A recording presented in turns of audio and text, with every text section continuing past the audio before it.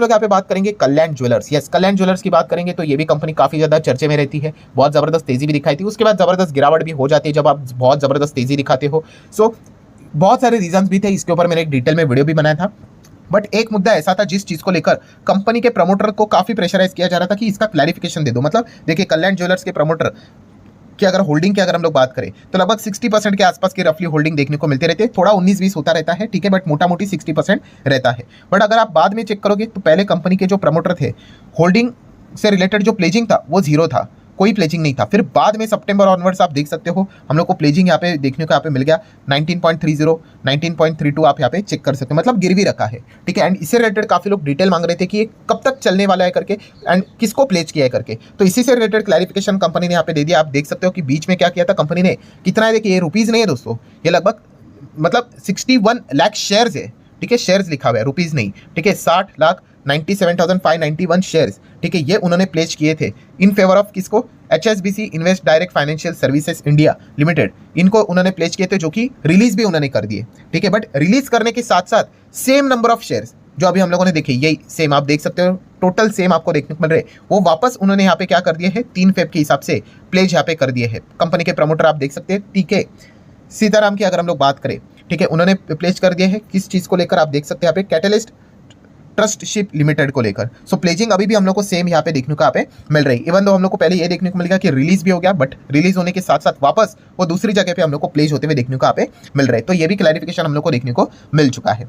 Then हम लोग बात करेंगे दोस्तों, तो बैंक अलग अलग टाइप के बैंक देखने को मिल जाते हैं, सरकारी बैंक होते हैं, प्राइवेट बैंक होते हैं, ठीक है, स्मॉल बैंक्स होते हैं, ठीक है, वैसे कोऑपरेटिव बैंक्स भी हम लोग को देखने को मिल जाते हैं एंड ये काफी रिस्की होते हैं, मैंने इसके पहले भी आपको बता के रखा हुआ था। सो यस, इसी से रिलेटेड हम लोग को एक बड़ी खबर देखने को यहाँ पे मिल रही है कि आरबीआई ने एक रेस्ट्रिक्शन लगा दिया एक बैंक के ऊपर जिसका नाम है new India cooperative bank. Yes, ये पूरा इसका नाम है new India cooperative bank and इस चीज के चलते अभी क्या हो गया, रिस्ट्रिक्शन के चलते customer unable to withdraw their funds, ठीक है। सो डेफिनेटली ये आरबीआई ने स्टेप यहाँ पे क्यों लिया है, तो सबसे पहले तो मैं आपको बताना चाहूंगा कि कस्टमर के इंटरेस्ट को ही प्रोटेक्ट करने के लिए इन्होंने ये फिलहाल तो डिसीजन यहाँ पे लिया है। बट ऐसा क्यों किया, क्योंकि अगर बैंक की अगर हम लोग फाइनेंशियल स्थिति की बात करें, स्टेबिलिटी की बात करें, उसके रिलेटेड कुछ कंसर्न देखने को यहाँ पे मिल रहे हैं एंड अगर एक साथ सब लोग अगर पैसे निकालने जाएंगे तो पूरा बैंक्स भी कोलैप्स यहाँ पे हो सकता है। सो डेफिनेटली अभी हम यहाँ पे कह सकते हैं इस चीज़ के चलते कस्टमर में पैनिक जरूर देखने को यहाँ पे मिल रहा है, क्योंकि आरबीआई कभी भी किसी के ऊपर रिस्ट्रिक्शन लगा रहे हैं तो 6 महीने के लिए तो ये चीज़ें रुक जाती है, ठीक है। सेम चीज़ हम लोग को 2019 में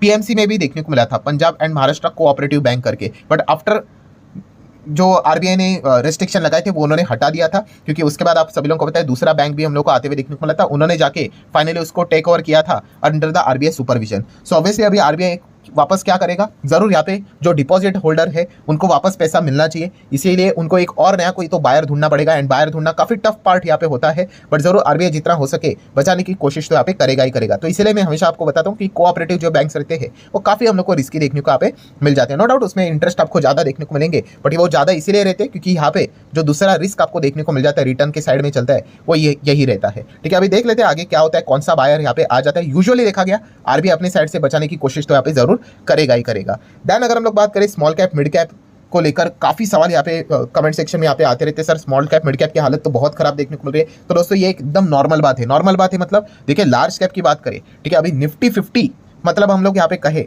तो निफ्टी 50 मतलब क्या है, ये तो लार्ज कैप इंडेक्स ही है ना, हमारे देश की ताकतवर 50 company as per the market cap. भाई लार्ज कैप इंडेक्स ही 12-12.5% डाउन देखने को मिल रहा है, तो mid cap and small cap की तो हालत तो खराब रहेगी रहेगी, इसमें कोई रॉकेट साइंस वाली बात नहीं। इसलिए तो बताया जाता है कि mid cap, small cap, micro cap, nano cap में अगर आप जाते हो तो संभल कर जाना चाहिए। प्रॉब्लम ये नहीं होता है कि ये कंपनियां कोई खराब होती है, बट यस यहाँ पे जब झटके लगते हैं तो जोरदार लगते हैं, ठीक है। तो ये चीजें हमें पता होनी चाहिए, इसलिए आप देख सकते हैं कि बीएसई का मिड कैप इंडेक्स जो देखने को मिल रहा है शॉर्ट टर्म में 1 साल के भीतर जितना था एकदम फटाक से हम लोग को उड़ते हुए देखने को मिल गया, ठीक है। पैसा भी एकदम फास्ट बनता है, लोग एकदम खुश भी हो जाते हैं, बट अगर कुछ 19-20 हुआ तो उसमें पैसा फटाक से हम लोग को गिरते हुए भी देखने को मिल जाता है। तो ये पॉइंट साफ साफ देखने को मिल रहा है। वही 5 साल का डेटा देखेंगे तो यस यहाँ पे आप लोग देख सकते हो कि काफी अच्छी तरीके से यहाँ पे टाइम मिलता है भाई पुराने शेयर होल्डर्स को कि रुकना है कि नहीं रुकना है करके, तो इसलिए बताया जाता है कि लॉन्ग टर्म का ये बेनिफिट यहाँ पे होता है। प्रॉब्लम क्या होता है, जो अभी अभी आते हैं उनको एकदम वो बेनिफिट चाहिए होता है कि हमें भी इस प्रकार का चॉइस होना चाहिए कि रुकना है कि नहीं रुकना है करके, ठीक है। तो ये मार्केट का हमेशा का रूल यहाँ पे रहा है।